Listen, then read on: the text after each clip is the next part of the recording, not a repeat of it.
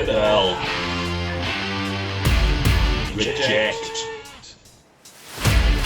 Create.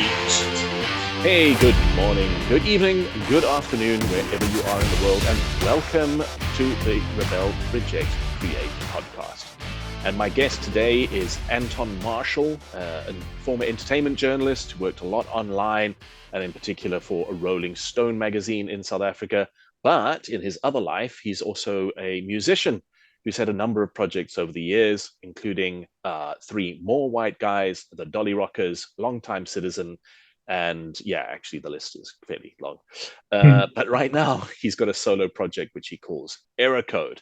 And hey, Anton, welcome to the show. Hi, David. Thanks very much for inviting me on. It's a pleasure, man. It's a pleasure.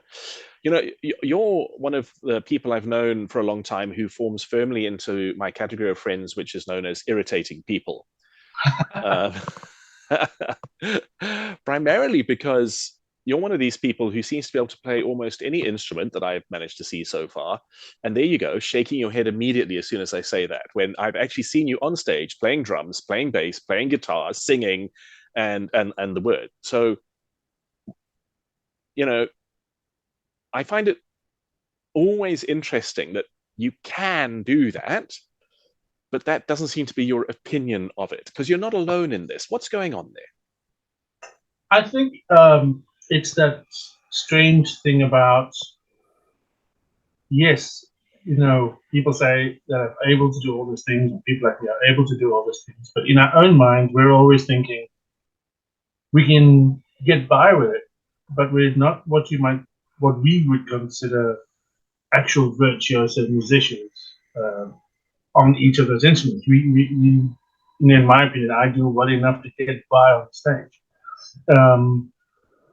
But, you know, for each of those individual instruments, there are people that are exceptionally good at it. I'm just not one of those people that are exceptionally good at one thing. But I sort of spread it out and even it out a little bit over everything. And I guess I did that for a reason. But yeah, that's just why we shake our heads and go, oh, we could always do better if we had the time and inclination. I mean, I find that so interesting because, I mean, of course, you're right. I mean, you're not Jimi Hendrix. I'm not saying that. Yeah. But you're easily in the top 10 percentile of anyone I've ever seen, you know, play an instrument, because the bottom 90% basically can't carry a note, can't hold a tune. So it's like a lot of creatives seem to compare themselves to the 0.1% at the very top of the pyramid, whilst conveniently forgetting that they're in the top 10%. Yeah, I suppose it's something we learn probably somewhere in our past, where it's like, no, you have to be the best. You know, it starts at school. Actually, you have to get A's. You have to be in the top. Whereas, you know, a B or you know, a C plus or B in something is perfectly acceptable sometimes. You know? Yeah. Do you find that perfectionism, I'm going to call it, I guess, gets in your way as a creative in terms of going further with what you want to do? I think it can, and it certainly has for me in the past. Yeah. The thing about perfectionism is you get started on something, you're obsessed with it being perfect, and then you abandon it if it's not what you think it is, which is not, I've learned after many years, is not the most productive way to go about feeding the beast, if you will. Too much gets rejected, too much gets thrown by the wayside, which again would have been perfectly fine to work with or to put away in a drawer and come back to and improve later if you needed to. Right. To almost use as a stepping stone to the final thing. Exactly. Yeah. Right. So what does your process look like now then? Right. My process, if I were to describe it in abstract terms, is when I'm starting something out, it's broad strokes. It's literally getting all the ingredients on the table and putting it all together. Then in the subsequent stages, really refining it, defining it. So it's like, I suppose an artist would say a vague pencil drawing with lots of false lines and mistakes, all of that thrown in it. And as you come back to it and come back to it, start erasing the mistakes or start defining the good strokes and then build it up from there. That's how I apply to music now. I put a big structure together with broad strokes, with nothing really perfected necessarily, and then go in and focus finer and finer and finer on each such mistake. Right. And I think, I mean, correct me if I'm wrong, but you're able to do that now because you know you're coming back to do the fine tuning. Like that's a certainty all of a sudden. Absolutely, absolutely. I now understand how the role that plays and how important it is to actually keep that in mind. If something isn't working out immediately, not to worry about it, not to stress about it. You come back to it, and it'll work itself out in itself, I guess. Yeah. I mean, it's such an interesting and pervasive and persistent myth that the first version of something you create is like, holy. That it's like it's the best it can possibly be. I see it a lot with young poets. It's like they don't want to edit their poetry because because it was in a moment, it was inspired. Like I dare not mess with it. I'm gonna like that's not cool to do that. It's not the right thing to do or something. And it's wow. I mean, I remember in high school we went through T.S. Eliot's Wasteland. Right. And I mean, the annotating and the rewriting and the cross-referencing that went on in composing that work is just, well, insane. I mean, it's really extreme. So are you being more T.S. Eliot now then? Is that what you're saying? Yes, certainly with my production. Something seemed to happen towards the end of last year, and I kind of spoke about it on Facebook against my better judgment. In that the latest productions I released, I felt had sort of jumped a level in quality is the word, I suppose. But I felt that something I had done or something I just come to understand about production just raised it so much, and now I feel I'm in a new stage. I'm in a new level of understanding of how to put recorded production together. So yeah, there's a lot of that was organically learned over time, but there's still a strong element of, oh, I wonder how I can do this, but and then going to, as a poet, annotate and reference and research and fine tune. I guess that's what I would do as well. Learning the tools as well has become such an important aspect of it. The tools of creativity, but the technical tools, all of the aspects. The deeper you can learn the tools, the easier, in a sense, it becomes to understand where you're going wrong or what you're doing right. Right. Yeah, fair enough. So I'm quite interested to talk about the first step that you mentioned there, where in your process, the first step is kind of assembling the pieces. Yeah. What does that look like? I mean, pieces of what? Where do they come from? And what is a piece? People, the productivity experts talk about, starting is always the hardest, and it is, in a sense, but at the same time, it also isn't. So the pieces might be starting out with a drum beat or a guitar chord or a tone or sound or a mood. If you're a lyricist, it could start out with a bunch of words or an idea you put together. The hard part isn't coming up with that initial spark. The hard part is knowing where to go from it. So you're always going to be trying to censor yourself and going, if you add a piece out that doesn't work, now you get frustrated. So I've kind of learned to go, here's the kernel of an idea. Let's throw a whole bunch of things at it, and let's leave those things there to percolate. And now, once you've got, as I was saying, once you've got everything on the table, it's a brainstorming session now. It's a thing about no idea is bad. All ideas might work. They might not work there, but they might work there. So just put it all together, see what works, what doesn't work, new things around. The great thing about living in a digital age is that most digital things are non-destructive. So you can actually recall things, move things, change things, if you like. But the principle is key. To not get stuck at the very initial stage, to not get stuck in editing. Don't get stuck in pixel. Right. It's really about here's a lyrical idea. What does it suggest to you?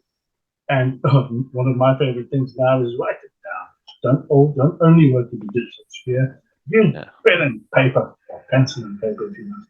Right. We lost a bit of we lost a bit of something when we moved away from that. I feel. Yeah. All right. Hey, if you're listening to this and you're enjoying what Anton's saying about creativity, please don't forget to hit the like button, as well as subscribe. There's a lot of these interviews on the in the back room, as it were, and plenty more still to come. So share the love and sign up so you can see the others as well. Anton, Yes. do you think that what you're doing has any capacity to change the world? I'm going to say yes. Yes, I think it does. Mm-hmm.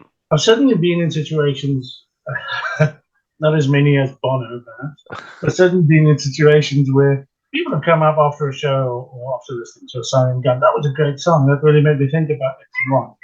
And, you know, if that isn't changing the world, then nothing is really. Yeah. There you go, company. Yeah. Oh, cat. He's just giving his opinion on it. But the idea, songwriters, painters, musicians, artists, people who approach what they do creatively, they really have the ability to change a single person's mind about something or to make someone think X and Y and Z. And that really is all you can ask for. The thing is, when you change the world, is when many millions of people, thousands or hundreds or dozens of people start to think about what you're saying and what you've done. That's what you do. But you can only aim really for one person because you're talking to one person. Right. Good. I was just thinking about, while you were describing this idea of just assembling the bits and playing with them and not fixating on it needs to look like this or the way it sounds now is either good or bad. And I thought, that is not an attitude that you hear much in the world that we live in today.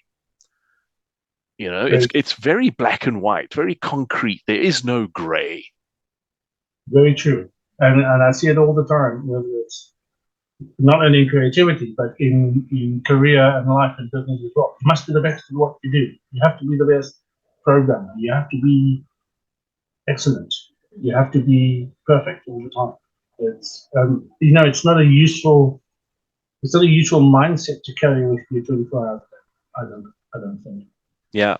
Carol Dweck actually describes perfectionism as having a fixed mindset, by which she means it makes you inflexible. Right. Absolutely. It does. And it paralyzes you in many ways. We're talking about creative enterprise. I can only feel that to the degree that I've experienced it, it sucks the joy, it sucks the fun out of being creative. I at one point thought, remember what music was like, or whatever was like when you were a kid or when you were a teenager. You really, really loved listening to music or making it. That's the joy you really want to preserve about it, isn't it? Yeah, and that kind of goes when it's not good enough, right? When it's constantly being compared to something, and exactly. That's not to say that you absolutely reject challenging yourself to get better at things. That's fine. There's nothing wrong with that.